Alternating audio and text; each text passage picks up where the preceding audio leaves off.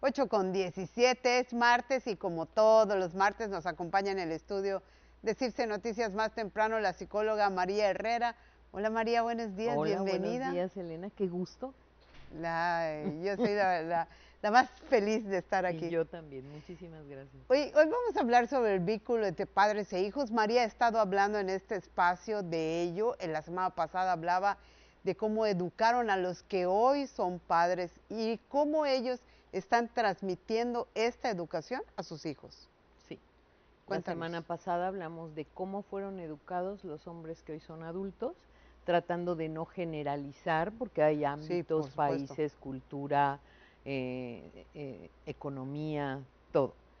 Pero lo que es importante posicionar es la importancia de la presencia de los hombres en la vida de sus hijos hombres, hablando en el marco de este junio.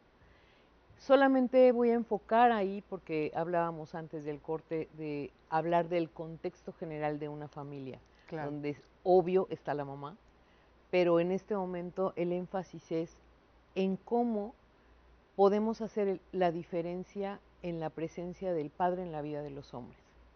¿Por qué?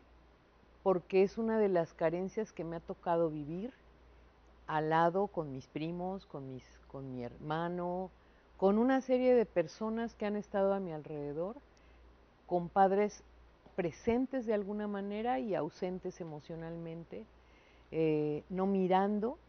Y ahorita que estamos hablando de estos hombres adultos de los que hablamos la semana pasada, de lo que se trata es hacer ese puente. ¿Cómo vamos a transformar en estas generaciones el vínculo más cercano con los hombres, con los niños, o con los adolescentes? Porque la presencia de los padres determina un montón de cosas, de seguridades en la vida, de saber expresar dolor, de no sentirse insuficientes, de si vives en un ámbito donde lamentablemente vivimos situaciones donde hay mucho alcohol, mucha adicción, mucha violencia, en cualquier ámbito, cuando hay un hombre adulto que fue educado desde ese lugar o no educado, cuando tú llegas a la adultez y decides tener hijos, es importante tener conciencia de qué quieres ser, qué padre quieres ser, qué tipo de padre quieres ser como el tuyo, porque tuviste la suerte de tener un padre cercano, ¿no?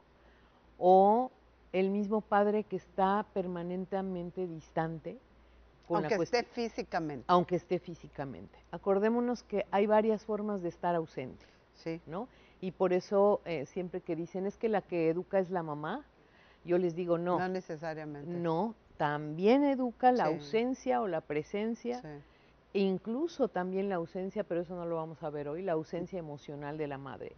Sí. Cuando tenemos esa cercanía, cuando los hombres deciden cambiar ese chip de cómo van a vincularse con sus hijos, hacemos la diferencia porque creamos niños, adolescentes, que tengan eso tan importante que es la compañía de su padre, estando ahí presentes, mirando su dolor, mirando su preocupación, mirando cuáles son los primeros impulsos sexuales, por ejemplo, hablando de los adolescentes. No se habla de la importancia que tiene el que los adolescentes tengan fuentes fidedignas de qué se hace con esto de la sexualidad, Sí, ¿no? bueno. Que no lo supieron tampoco los padres adultos, pero que si quieren cambiar este chip, estos padres adultos de niños y adolescentes van a intentar aprender, comprometerse, vincularse, y el primer compromiso es contigo mismo, con tu cambio de cómo quieres ser estos padres con un pensamiento diferente, con una información diferente, con un vínculo diferente, y cómo revisas tu vida a partir de haber sido un hijo con un padre que no estuvo presente. No sé si me Sí, estoy claro, por explicando. supuesto, porque estamos hablando de eso, de que no necesariamente, uno, es la ausencia física y dos, de que tenemos que aprender. Ahora tenemos más herramientas, existe la terapia, hay muchos varones que lo hacen, hay mucha información en internet de gente experta a la que podemos escuchar. Bueno, y evidentemente hablar con un especialista en el tema que nos obliga, ¿no? Pero sí hay, yo a diferencia de la mayoría, no creo en esto de soy amigo de mi hijo, ¿no? Exacto. La relación No. es padre-hijo y así debe Exacto. mantenerse. Porque hay luego los hijos creen que tienen que ser exitosos para hacer feliz al papá o que tienen que ser médicos para hacer, no lo sé, cualquier profesión. Para eso, para hacer feliz al otro, pero no es así.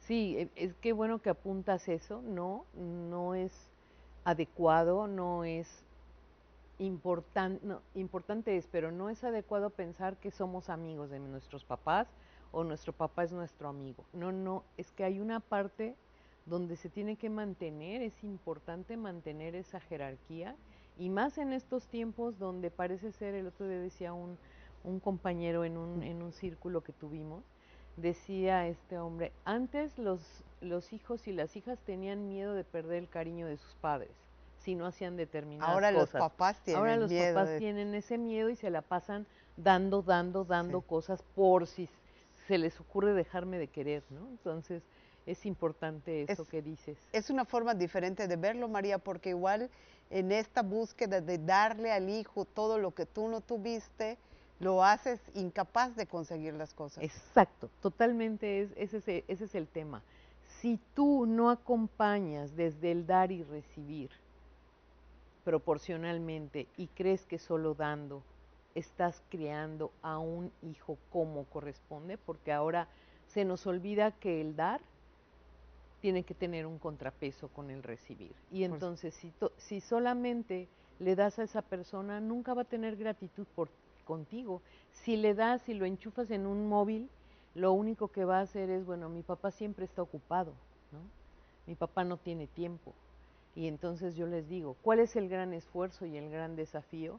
Que en estos tiempos donde los padres y madres acaban exhaustos cuando trabajan ambos o cuando no trabajan remuneradamente los dos, pero tienen la crianza, acaba todo mundo agotado y la propuesta, el gran desafío es decidir estar presente un determinado tiempo mínimo con los hijos y con las hijas, pero en este momento estamos hablando con los hijos, O sea, sin celulares, sin pantallas, sin celulares, música, sin interrupciones. solamente esa presencia ahí plena, así como el mindfulness, Mindfulness.